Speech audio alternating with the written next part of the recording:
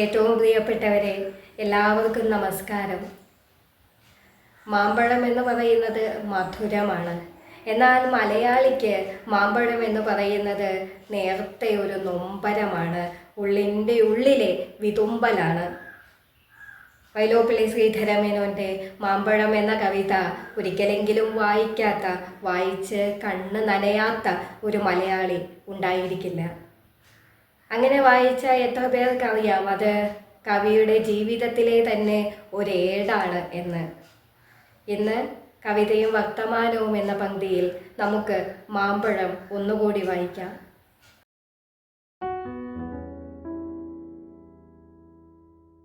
ആദ്യം നമുക്ക് ആ വരികളിലൂടെ തന്നെ കടന്നു പോകാം. ഏറെ നാളത്തെ കാത്തിരിപ്പിന് ശേഷമാണ് മുറ്റത്തെ തൈമാവ് പൂവിട്ടത്.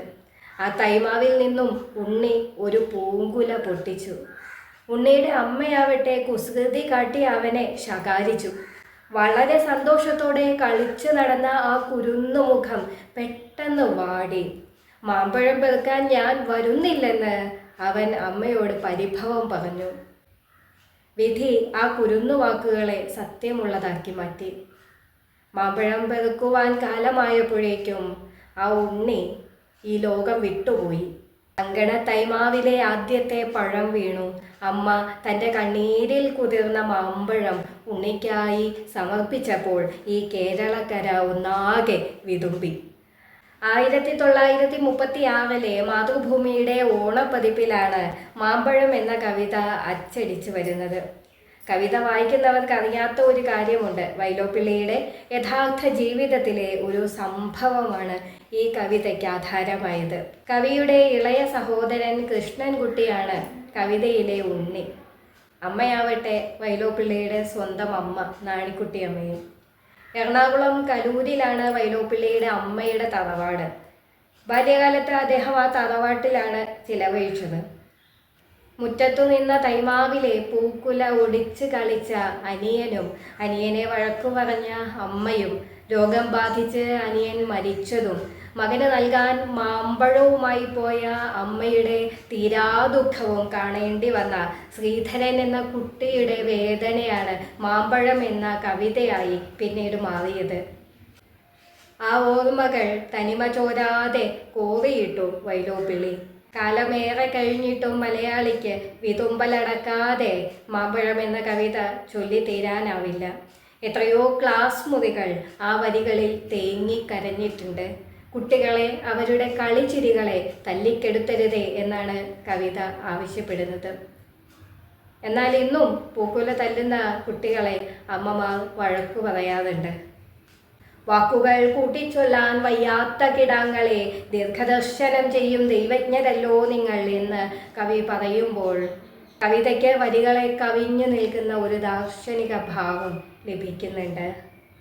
അങ്കണ തൈമാവിൽ നിന്നാദ്യത്തെ പഴം വീഴ്കെ അമ്മ തന്നെ നേത്രത്തിൽ നിന്നുതിർന്നു ചൂടു കണ്ണീർ. 4 മാസത്തിൻ മുൻപിലേറെ നാൾ കൊതിച്ചിട്ടേ ബാലമാകന്തം പൂവിട്ടുണ്ണികൾ വിരിയവേ അമ്മ തൻ മണിക്കുട്ടൻ പൂത്തിരി കത്തിച്ച പോൽ അമ്മലർ ചെണ്ടൊന്നോടി ചാഹ്ലാദിച്ചടുത്തെത്തി. ചൊടിച്ചു മാതാവപ്പോൾ ഉണ്ണികൾ വിരിഞ്ഞ പൂവൊടിച്ചു കളഞ്ഞല്ലോ കുസൃതി കുരുന്നേ നീ.